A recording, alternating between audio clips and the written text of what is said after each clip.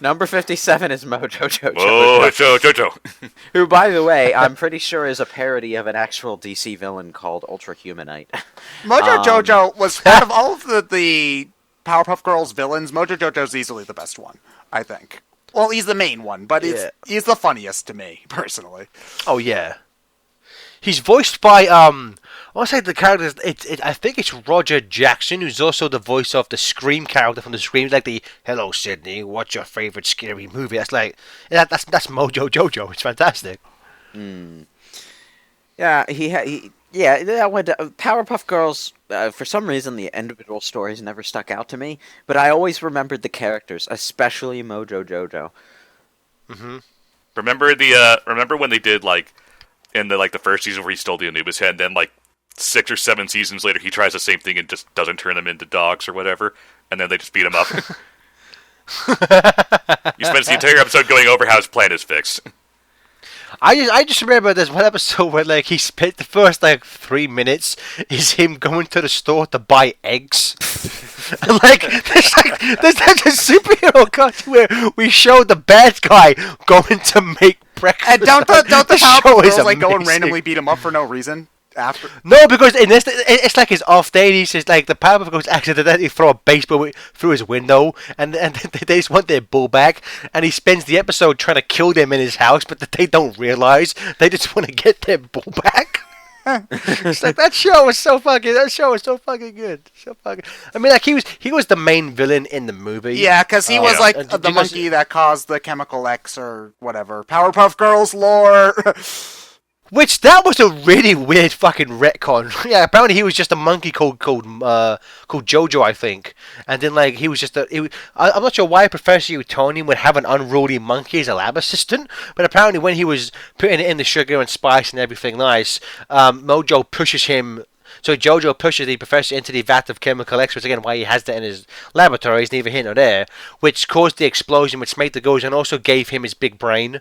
Which is weird because, like, in the movie, they show that sequence at the beginning, but like, they don't really make a point of it. Well, I guess they can't because it would contradict the show, but it was a really weird retcon. Yeah. Still funny as shit, though. I still love Mojo Jojo. Oh, if we're talking about more funny Cartoon Network shows, number 56 is Johnny Bravo, which has the same bullet point twice on the side. Oh, I'm taller. Wait, hold on. He's only, despite his enormous size, he's only 5'9". Hold on a moment. Is that including his hair? Probably not. No, with his hair, he's a good 7 feet tall. His name was derived from a Brady Bunch episode. Huh. Yeah. I love the theme song to Johnny Bravo. Bum, bum, bum. Man, he's pretty. Do the monkey. Yeah, but my favorite thing about Johnny Bravo is when it was on Netflix, the Netflix description was something like a 5 tall weakling magically transforms into like a 6 muscle bound beach god to get the babes. I'm like, did any of you fucks watch the show? Like, not once does that even come close to happening. It was also a male Sailor Moon. Well, if they gave an accurate summary of Johnny Bravo, it wouldn't sound very interesting, because it's literally just big beefy meathead hits on women and strikes out over and over again. He is Johnny Bravo is like the most child-friendly sex offender that you could find on like some of the stuff. He is written by Seth MacFarlane, so. Yeah, which I will say, like, the first season, like, the episode where he meets Scooby-Doo and where he meets Adam West, two of the funniest things. No, what about Donny Osmond?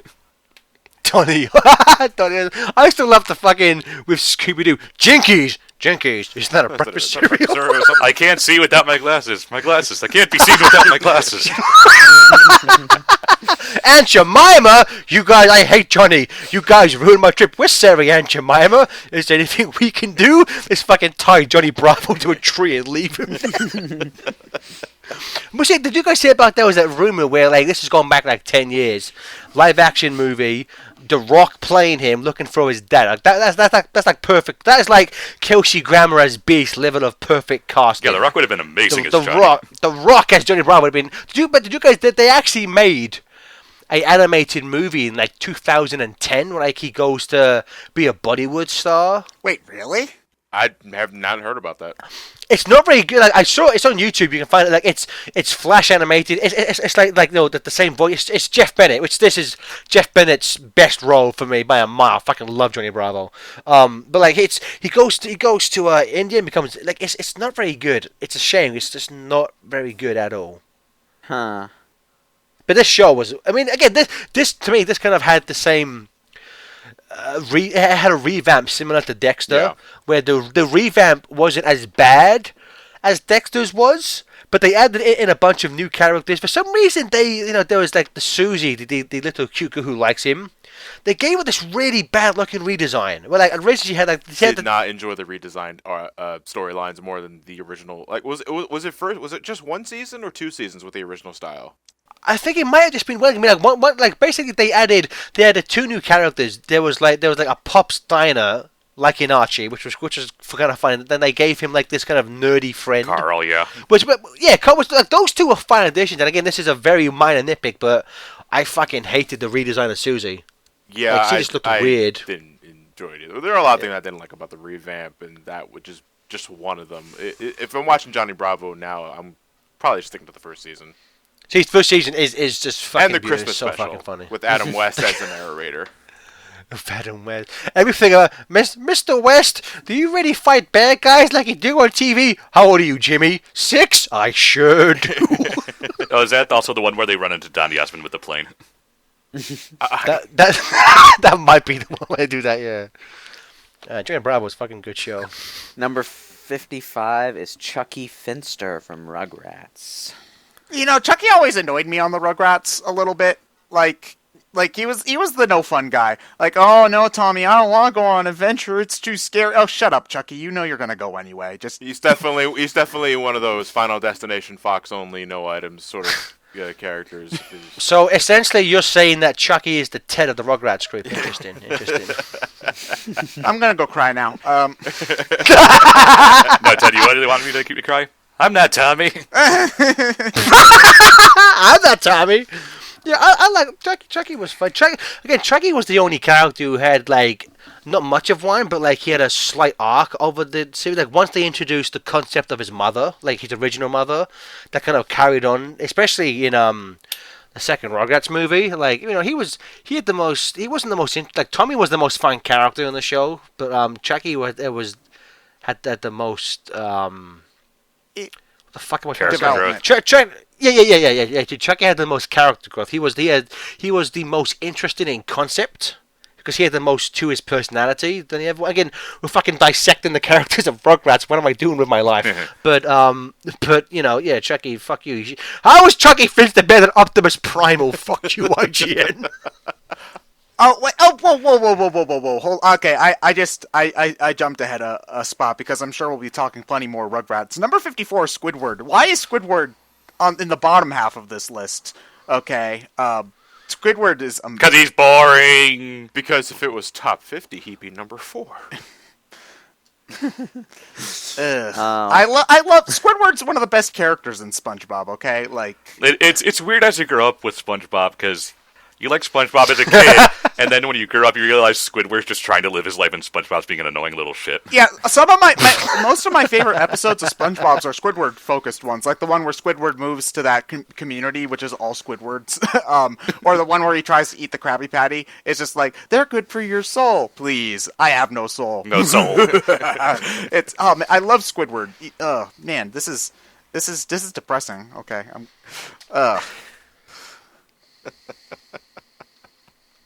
I'm not really a SpongeBob guy. I watched it a little bit as a kid, but yeah, I mean, I do agree with Ryan. Even as a kid, I thought SpongeBob was annoying. I always liked Squidward because he was just like, "Go away, SpongeBob, you annoying piece of shit." Like, which is how I felt even when I was like 15. Who needs lessons to blow bubbles? Well, here's the thing. Well, I'm sure SpongeBob himself is on the list. The thing about Most SpongeBob likely, yeah. is that he's endearing, annoying, I think is the thing. Like, other characters are annoyed by him, but he doesn't annoy the audience at the same time.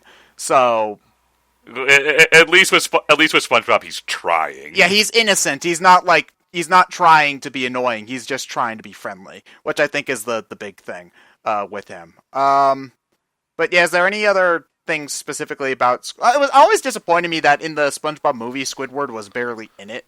Like he talks to Plankton, he's like, "I know you're playing, Plankton," and then he just puts a bucket on his head, and then okay, well that's over. Well, one of the running jokes with Squidward is that he references the running time of the episode, 11 minutes.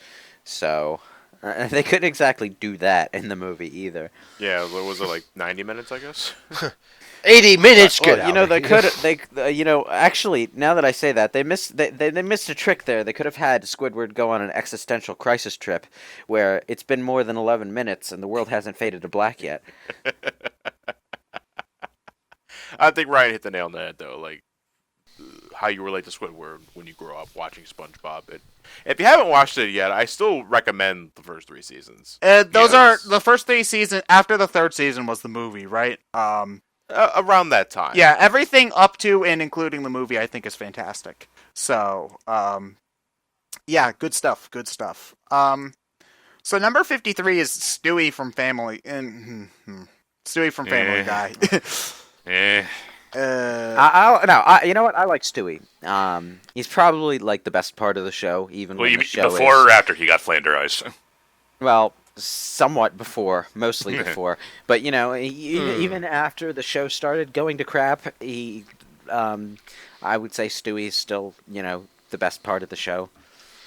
Stewie in the early, I'm gonna in the first era, which is just seasons 1 to 3. Like, Stewie is so good in there because he just hates everything, and he just wants to take over the world. He really just wants to kill his parents, which is, again, they drop that and they make him more goofy and more kind of lovable, I guess, campy. And they question his sexuality a lot, which is an odd thing to do for a 1-year-old in a cartoon, but whatever. But like those first, especially the first season, where he just wants to just make everything suffer. There's some really funny shit in there. But I agree, like as Ryan said, he gets really kind of flanderized, probably more so than anyone else on the show. Yeah. As it went on. I mean, like, they kind of, for the 100th episode, they kind of wanted to go back there, which is when they had that Stewie kills Lois, Lois kills Stewie, pointless, terrible 2-parter thing. So like they at least acknowledge every once in a while that like he's changed a bit too much. But I don't really have an issue with him being this high. Again, he's not called an Optimus Primal, but whatever. You just need to get over Transformers. You're not 8 anymore, Garrus. That's Garrus Pantheon, his fucking Optimus Primal. 88, get out of here, fucking IGN! Yeah, he's good, but he no gorilla. Right. Gorilla, not child! So I guess moving on to number 52, we have John Lovitz. It stinks. Yeah, you're totally right. It's not even a character, it's just John Lovitz. No, it's just John Lovitz. John Lovitz, movie critic. Jay Sherman from The Critic, yeah. It's John Lovitz. It's a Siskel and Ebert thing. I've never watched The Critic. It was a little too smart for its own good. Yeah, the Critic is a reflection of Gene Siskel and Robert Ebert's movie show, review show. I think it'd be a bit of an exaggeration to say that he planted the seeds for pretty much every YouTube internet personality nowadays. Well, because Johnny, he hated everything, which is the only thing the internet reviews is bad. It stinks. One thing I was saying, like, it's the second bullet point was he made several cameos on The Simpsons. I'm sure, because he was created by Mike Reiss and Al Jean, who worked on The Simpsons, and the episode. I forget what it's called, but the episode where Jay Sherman for the first time comes to The Simpsons, Matt Groening was so against this cameo he took his name off it. Oh, really? So at the end of the episode, in the executive producers, Matt Groening isn't listed because he was so against the idea. But I think he's a funny, like, John Lovitz is 9 times out of 10 is hysterical in like anything he does. So. I just need something to turn my brain off to and mock. Well, there's a movie going on at the Cineplex where, crap, what's the actor they're using? Sylvester Stallone plays in a concert pianist to the multiplex. I mean, one of my favorites, there's a later episode of The Simpsons where they go to a mental institution and Jay Sherman's just going, it stinks, it stinks. Yes, Mr. Sherman, everything stinks. It's an underappreciated show. I think it was the Shadow the Simpsons cast was far too great. Yeah. I mean, I think it aired on MTV. I think it aired on like MTV. It wasn't a big network like Fox. It was a smaller. Well, it was channel. on Fox initially. It was. Yeah, because it was made by the Simpsons people. They figured why not. Yeah, I remember it was gotcha, on okay. Primetime Fox, and I used to catch it when I could because again I was a big Simpsons fan, and I enjoyed The Critic, but it wasn't as appreciated as Simpsons. And I see where that came from. The writing wasn't up to snuff with The Simpsons because again this is like early mid '90s Simpsons we're talking about. They're competing against, which no one fucking beat. Yeah. No, even today, no one beats that. But going back to it, it's a bit aged, but I still think it has qualities. Okay. So number 51 is Dr. Katz from Dr. Katz. This is a show I've heard about but never watched. I watched it a bit. I mean, going up and in terms of that kind of squiggly art style, I forget that there's a term for that, and it actually goes back to a previous show we had on the list, Home Movies. It's like very similar style in terms of animation, and I believe it was kind of like that, where it was they had the basic story outline, but the actors would just kind of improvise shit. Huh. I think again, I haven't watched this. I saw like maybe a handful of episodes 15 years ago. It's well regarded, but I don't have a lot of personal views about it. Okay. I was too young to really understand this show because I'm pretty much in the same boat. It was probably mid '90s. I've never heard of it until now, so yeah, nothing to say here. Nope. I guess we'll move on to number 50, Ren from Pirates of That the Dark Water. picture is terrifying. You want to know what's even more terrifying, Ted? Ren is voiced by George Newbern, the voice of Final Fantasy Sephiroth. He's also Superman, yeah. Superman from Justice League? All right. So I think this is the main character of Pirates of the Dark Water. I can't look at that. I'm gonna have to go to 49 because I can't look at that picture. It's freaking me the fuck out. Apparently, he's the protagonist. He was born of royal heritage and hidden away, working in a lighthouse. And then he learns he's a prince and goes to recover 13 treasures for his people. Okay. Whatever. Those fuckers stole my life story. Oh, for a generation raised on video games, his story had mass appeal. Yeah, that sounds like a video game, all right. Yeah, I was gonna say because I'm reading that. Maybe it's just because the synopsis wasn't written that well, but I don't see the correlation. I find out I'm a prince. Okay, I'm gonna go find 13 pieces of treasure because I'm a prince to save my people. I don't get it. On a similarly comprehensible note, number 49 is Freakazoid. Super teen extraordinaire. Freakazoid. Runs around in underwear. Freakazoid. The bug that infects Freakazoid is a parody of the FDIV bug that infected Intel Pentiums. What? Imagine how different this show would be if it came out today. Like, He's an internet troll. That's what he is. Well, I mean, Ted, just imagine, as the second point, just imagine how different the show would have been if, at the last second, Spielberg didn't go make it a flat-out comedy. Because originally, Bruce Timm was brought on for this. Bruce Timm who worked on Batman the Animated Series, and what they were going to do, it was going to be more of a straight-up superhero show, but with comedic elements. I mean, he said there was an episode of Batman the Animated Series, Beware the Creeper, based on the old which is the Freakazoid voice. So it's actually not. No, it's not. It's similar. No, okay. The Creeper, Bruce Timm has said, because the Creeper was Jeff Bennett, and I forget who the voice of Freakazoid was, but it wasn't Jeff Bennett. But Bruce Timm has said that the original version of Freakazoid was closer to what they did with the Creeper, rather than what happened in the show. Is just the first season is better for my money. For my money, it's better than season 2, because in the first season, Freakazoid is flat out fucking insane. In season 2, they kind of tone him down a bit more. This is why Dexter Douglas was pulled into a computer and learned all of the knowledge from the entirety of the internet to become Freakazoid, a hero who fights off evildoers with his accumulated information and super strength. "Quote-unquote information." If this happened in 2016, his head would be filled with nothing but cat videos. why is And Sonic 06 LPs. Yeah, and Let's Plays. But dude, I love This Freakazoid. was Like, one of my favorites of the Warner Brothers 90s cartoons. Do you know what I wish they would do with him? So fucking Instead funny. of trying to make Harley Quinn the Deadpool of the DC Comics, Warner already owns this character. Why not just bring Freakazoid to DC? You know, that's a damn good point. Give us an R-rated Freakazoid movie. Well, actually, okay. Here's the thing. Okay, DC is not trying to make Harley Quinn the Deadpool of. They were for a little bit. No, they Yeah. weren't. The writer of the Harley Quinn solo series took her in a humorous direction because that's what Amanda Conner does. Yeah. Well, to be fair, Harley Quinn was always played for laughs, so that's not exactly a new just idea. The insane anti-hero-ish kind of crazy person. The Harley Quinn solo series is nothing like Harley Quinn's appearances outside her solo series right now. She blew up kids, like a bajillion kids, by planting bombs in fake video game handhelds. And there were explosions all throughout the city and the suburbs and stuff.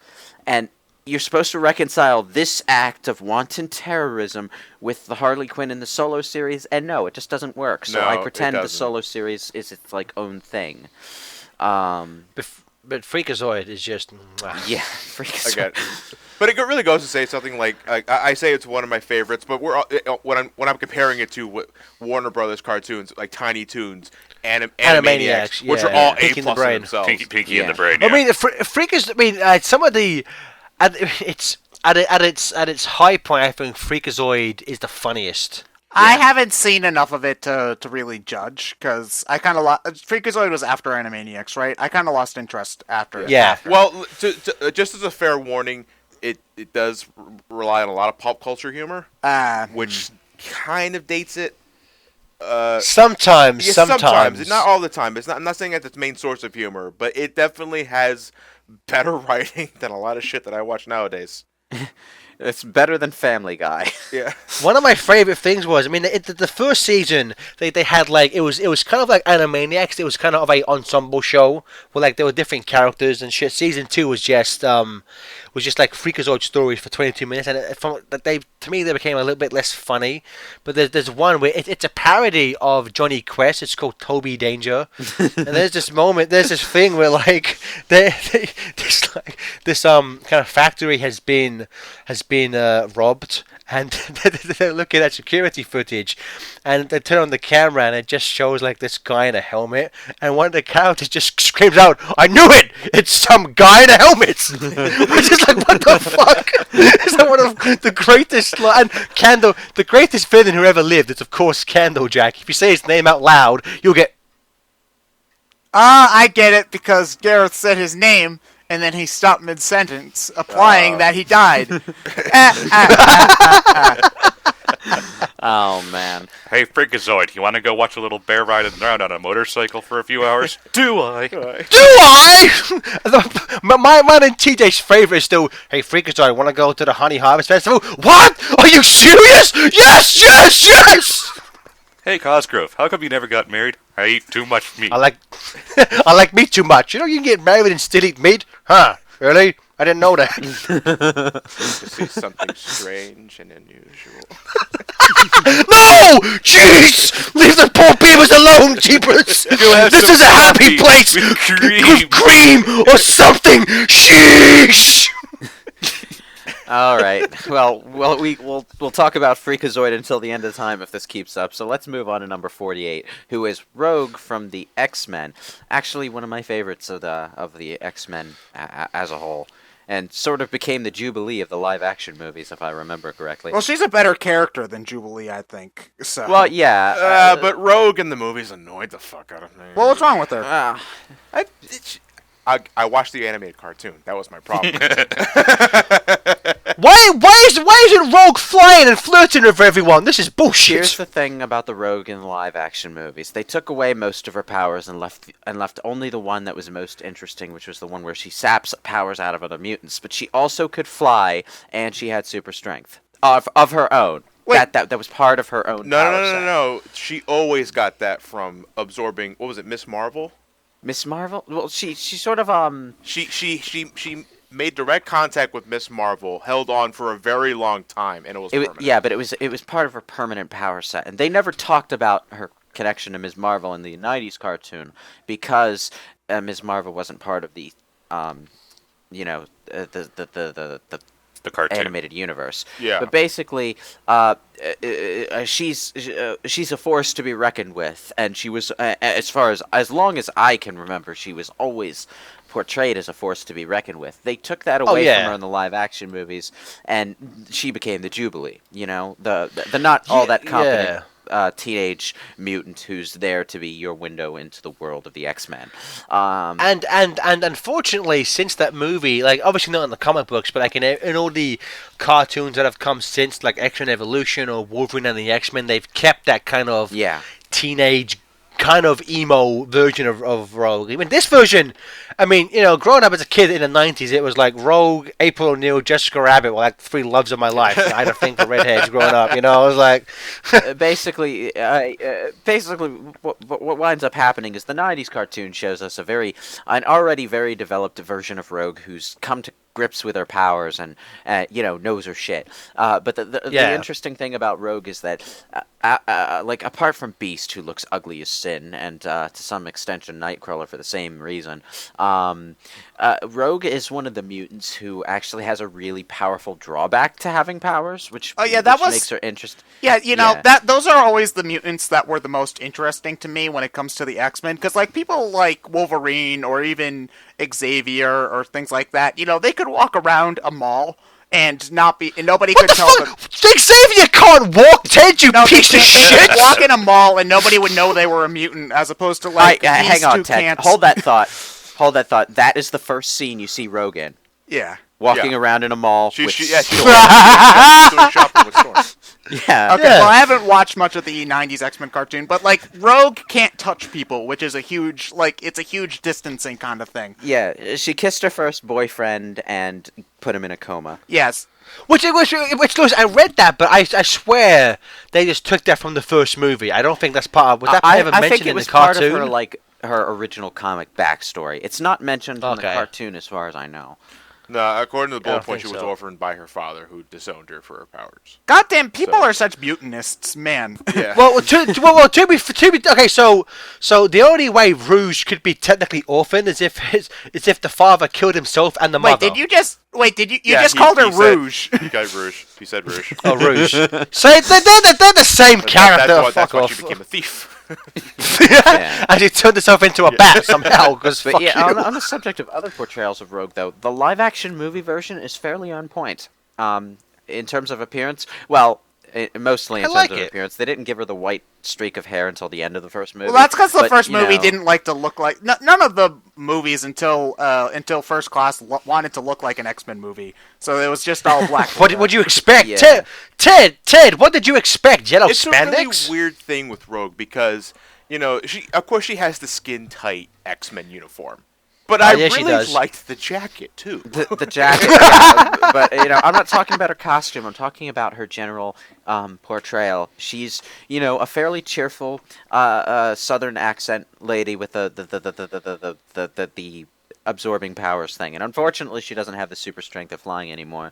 But she was, apart from Wolverine and Xavier, she was probably the most loyal to her source material out of the bunch in the first movie. Yeah, but it's like during that trilogy of films, I was waiting for her to get that super strength and flying power, and it never happened. Yeah, because the Rogue I like is from the animated series, and by proxy, the X-Men versus Street Fighter games.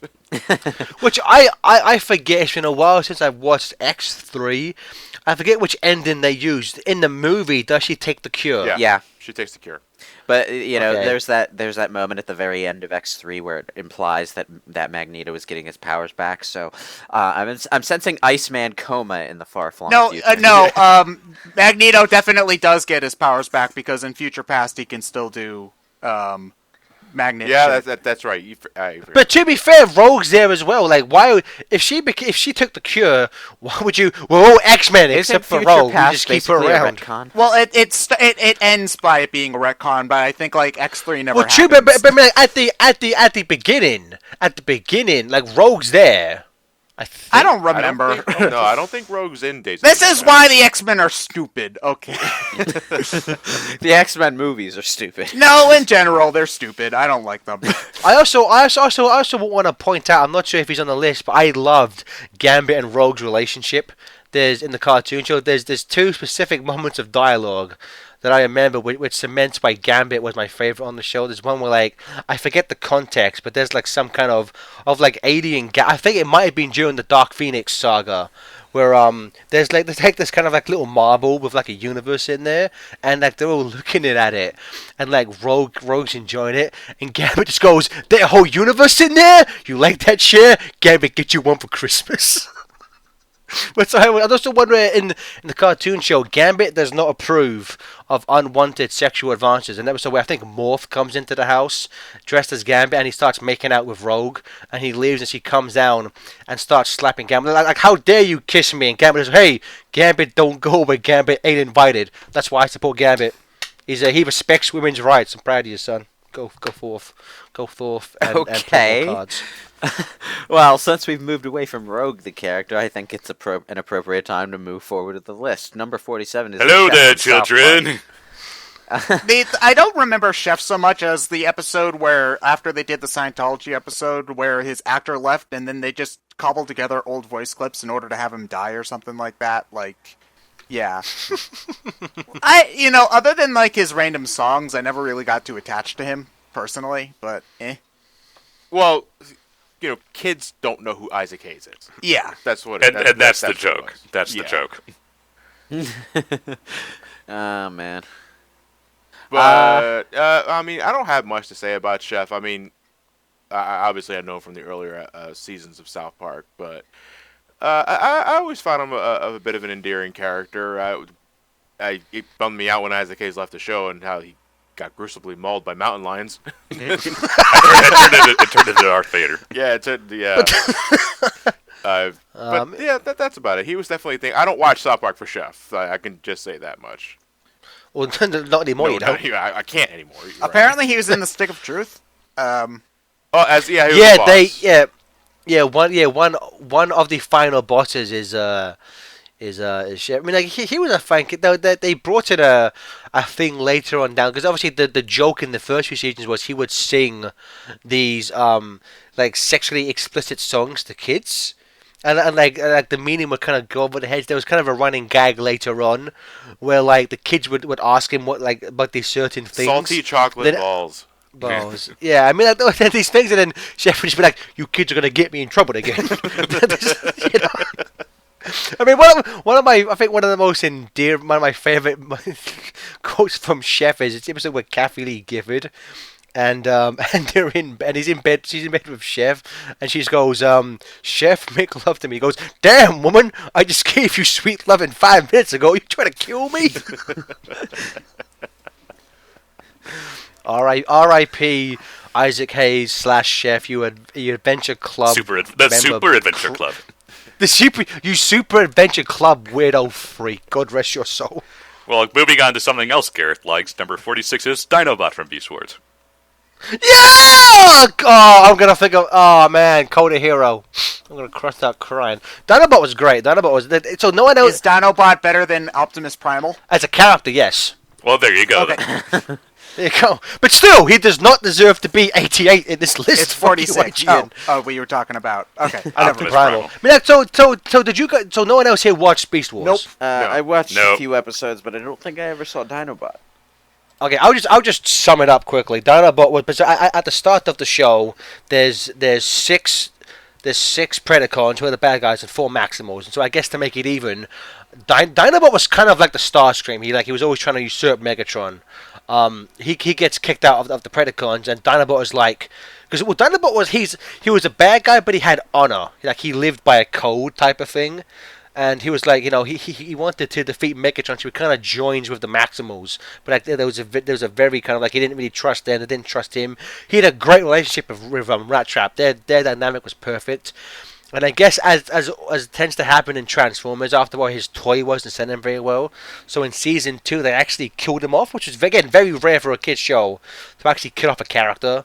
That episode, Code of Hero, in season 2, is one of my favorite episodes of a kids cartoon. It's surprisingly touching when they kill him. It's and he's voiced by Scott McNeil, who was like 60% of the voices in Beast Wars. He was So it's also like an he was also amazing voice. Piccolo. Yeah, which I'm seeing there. It was performed by Piccolo from Dragon Ball Z. Okay, Apparently. so so we're halfway through the list and we've been going for almost 2.5 hours. I vote we take a break and then do another video with the other 45 ones. What do you say? I'm not saying this because I want to go to the bathroom / get some soda, but not have an awkward break in the middle of one video. Yeah, we probably should break it, make it a 2-part podcast. Ooh, yeah. All right, sounds good. So, see you guys all in the next part. Everyone stop your recordings. We probably should have done this at part 50. Ryan told me this whole thing would take 2 hours. Well, maybe if you would shut up. Fucking gorillas. Wasting my time.